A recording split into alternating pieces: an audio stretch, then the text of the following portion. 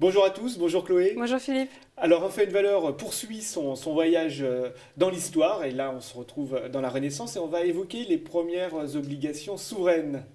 Tout à fait, oui, et elles sont pas récentes, elles datent du XVIe siècle, de 1555 exactement. Alors les titres s'échangeaient un peu comme aujourd'hui à la bourse. Alors on ne pouvait pas appeler ça non plus une bourse, mais c'était, on va dire, l'ancêtre de la bourse, puisque chaque ville avait une place de négoce sur laquelle s'échangeaient des marchandises et des titres. Et donc l'emprunt a eu lieu dans la ville de Lyon, qui était une des plus importantes places de négoce en France.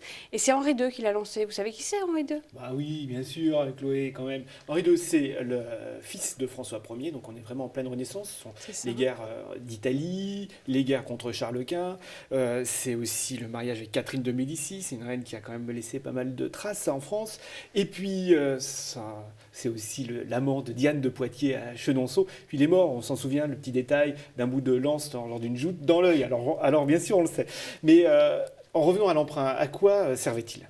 Bien, Henri II avait hérité de nombreuses dettes, notamment de son père François Ouais. Ier, qui avait mené de longues guerres, notamment contre Charles Quint. Et donc l'État était en manque de liquidités, donc il fallait qu'il trouve des liquidités. Il l'a fait via l'équivalent d'obligations souveraines, on va dire. Alors, mais il y avait déjà l'État avait déjà emprunté de l'argent. Quelles sont les spécificités de Alors, cet emprunt? oui, l'État avait déjà emprunté de l'argent, mais pas à aussi long terme. Là, c'était vraiment le premier emprunt long terme à 11 ans. Et le rendement, la rémunération proposée était de 16%. Un rendement très attractif. Il y en a qui ont dû se mettre de l'argent dans les poches quand même. Mais pas vraiment malheureusement pour eux, puisqu'en fait, l'emprunt déjà était réservé aux marchands et aux banquiers de la ville de Lyon, donc tout le monde ne pouvait pas y souscrire. Et en plus, l'emprunt n'a pas été remboursé, c'est-à-dire qu'il était censé aller jusqu'à 41 échéances de remboursement. Et en fait, l'État s'est arrêté de rembourser à la 9e.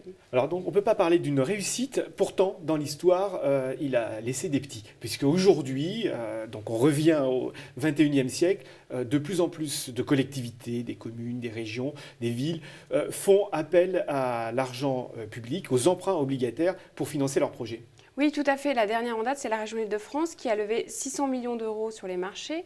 Alors, depuis 2 ans, on voit une recrudescence de ce type de financement pour les collectivités locales qui sont de plus en plus en demande de liquidité. Alors les 600 millions d'euros, c'est remboursé pour les créanciers à quel taux? À 2,375%. Alors là, on est vraiment très très très loin des 16%. Mais j'imagine que c'est un peu plus sûr. On est loin, mais effectivement, du coup, c'est beaucoup moins risqué pour l'investisseur.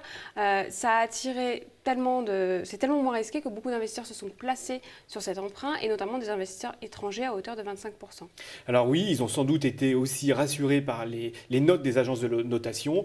Pour les spécialistes, Standard Poor's a noté, je crois, AA stable l'emprunt et AA+, pour Fitch Ratings. En tout cas, merci Chloé. Merci. Et puis nous, on se retrouve pour notre voyage historique très bientôt dans Un fait une valeur.